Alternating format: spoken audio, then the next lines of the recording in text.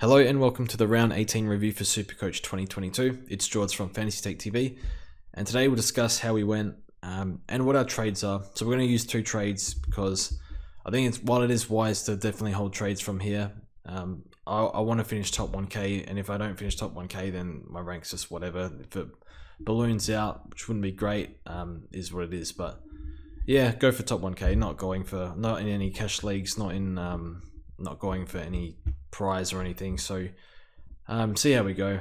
Ranked 1,843 and scored 2,424. But with these two trades, man, I don't want to own Patrick Cripps no more. I take back all the apologies I said in the late preseason, early in the season. Oh yeah, Cripps, I said he was not that guy, and then he was that guy. Now he's back to not being that guy. So I think the thing with Cripps is he is rucking still, and I think Pitney is due this week or next. Maybe that helps him. I'm not too sure, but he just doesn't look like the explosive Cripps of, I don't know, the first 6 weeks anymore. So I'm more than happy to move him on because he's not a premium. He's a mid-pricer. So got to get him off, bro. At 84, like enough is enough.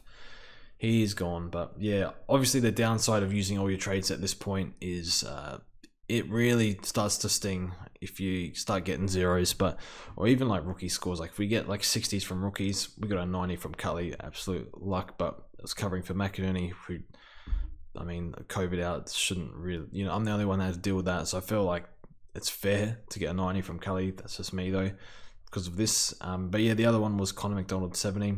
I reckon that's his best score for the year, if not second or third. And it's the 1 week we had to field him. Yeah, that's his best.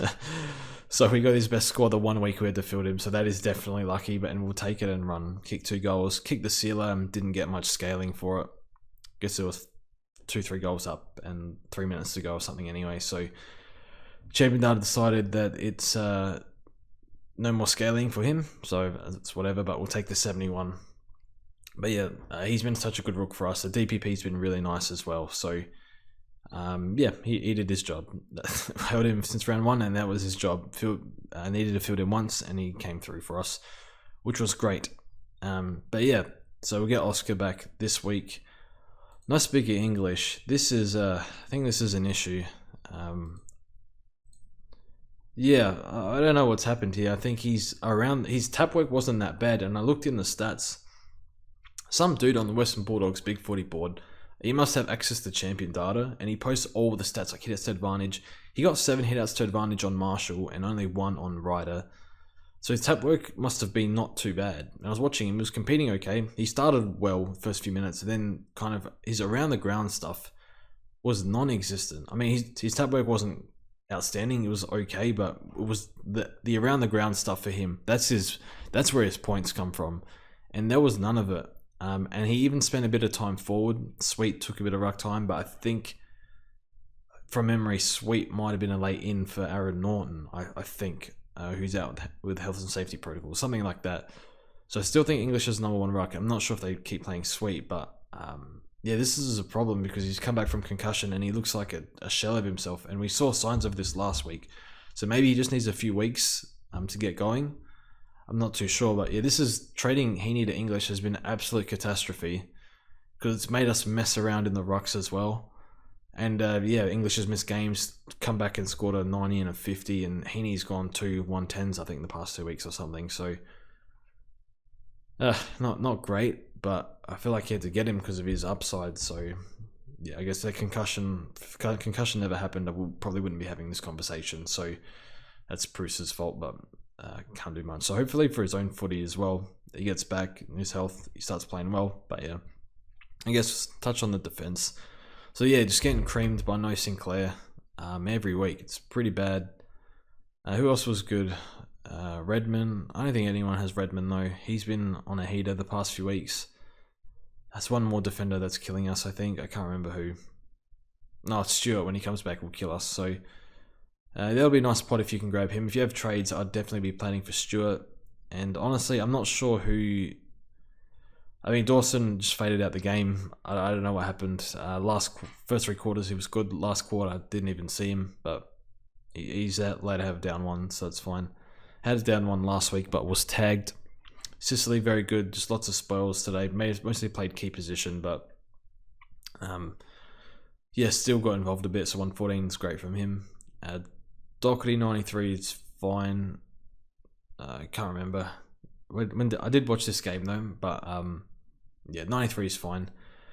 Hewitt was good, started slow, but that's fine. He worked into it. And Short was good, was tracking for probably a better score, but you take 100 from Short. I think they played North, so that was a bit of a gimme game and they lost. But yeah, that's okay. And then Crisp, I don't know what's happened here. I said on the podcast a few weeks ago, I think he can still go 105 from here because there's no real explanation as to why he's been poor. Incidentally, he's been, I think it's what's his 5-round average? 89. It's not good enough. 3-round average 82. So I think about a month ago he had like some personal issue where he almost missed, but he played. So maybe that has happened. Maybe that's affected him. I don't know. I just can't. I'm trying to think of an explanation as to why. He looked like he was going to average 105 to 107 maybe for the rest of the year, and he just doesn't look like it anymore. It's the clangers that kill him as well. They're just so blatant clangers. They miss by a mile, and it's why NO always laughs at him in Discord. But yeah, I don't know what's happened. So like, if I were to go to get Tom Stewart, which I'm not, because I'm not gonna have trades to you. Like, who's the weak link here? Because I always earmarked it as Short. It's not Dawson, it's not Sicily, it's not Doc, it's not Hewitt. Short, and then I guess Cripps has put himself in that conversation. So I'd probably still think it's Short just because of, what's his 5-round average?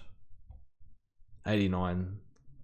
So I think this is what Short is, like 89, 90. I think he's like a 90 average in this role, whereas Crisp should be 105 in this role. And if he's out of form a bit, maybe he can go 95 to 100, but I probably think Short's probably slightly weaker link, but yeah, Short should be in defense and up scoring with these guys, but that's is what it is. And then Ware was good.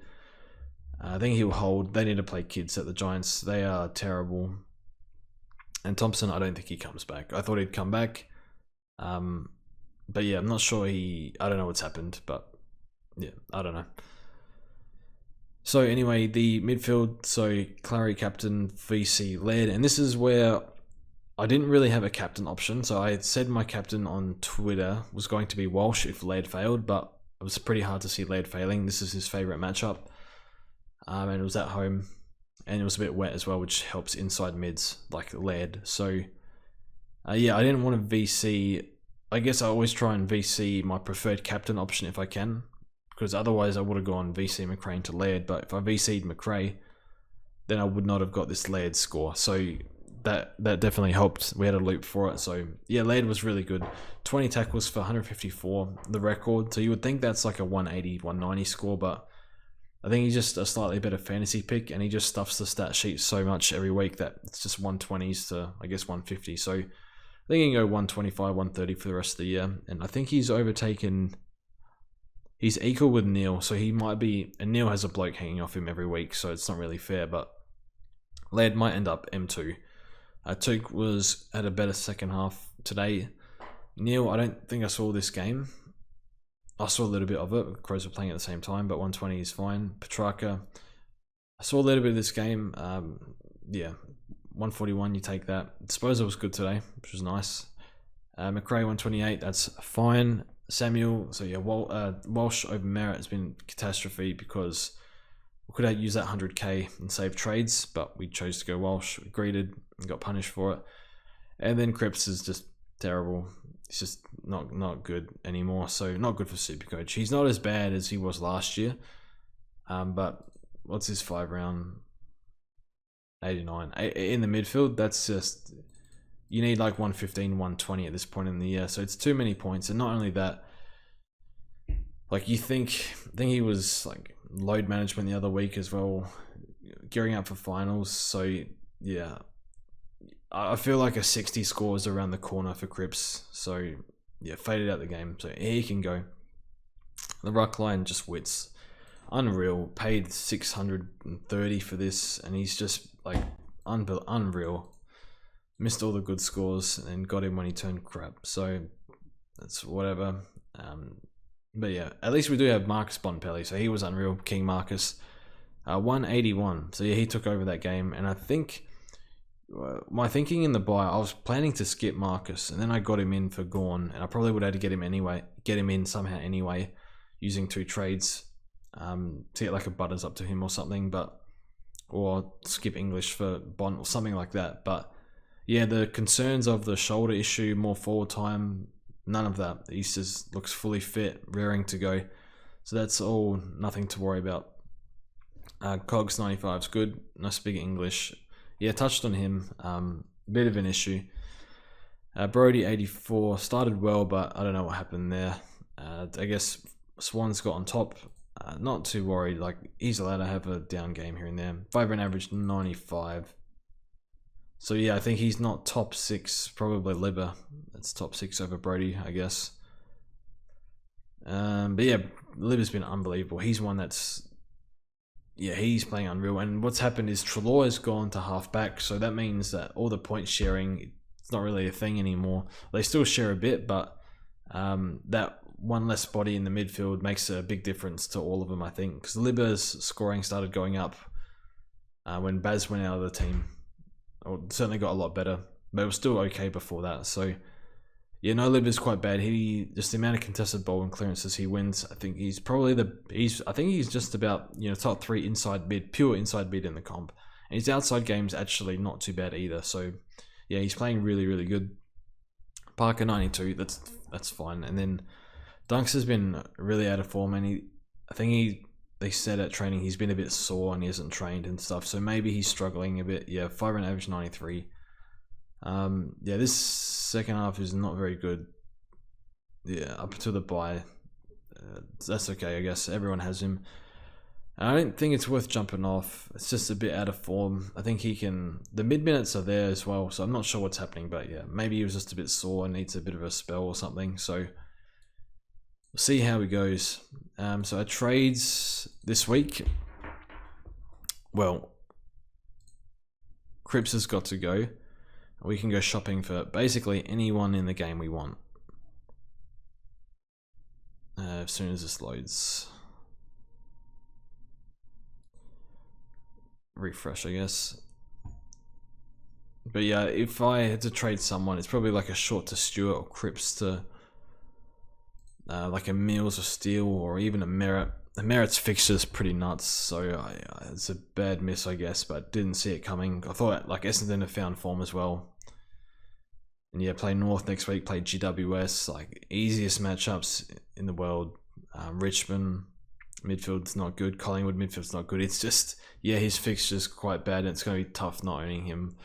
Well, just annoying watching him for the next few weeks. So who do we want here? Reece Matheson, okay. Callum, I've committed to not picking Callum because of durability, but yeah, he's going to probably play 22 this year. Andy's good. I wouldn't be too upset with Andy, but because I can get whatever we want, there's other options. Sinclair, the interesting thing with Sinclair is he has Finn McGuinness and Ryan Clark in his, is it Ryan Clark for the Swans, in his final 5 games. So you would think that 2 tags come his way, or at least once he gets tagged. So, because if he doesn't get tagged, looks like he's just going to pump out a 130.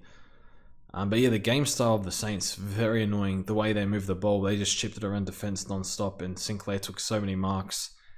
Yeah, they, as a team, they took 160 marks, which is unbelievable. Like 60 more marks than the Dogs. Maybe they're trying to take away the high possession game or something. I'm not too sure, but yeah, that's, if they're gonna play like that, that's not good for me, who doesn't have him. But yeah, it's what it is. DP's injured. And yeah, Zach Merritt 3-round average 140. Jesus Christ. 5-round average 125. So it's been a disaster not picking him.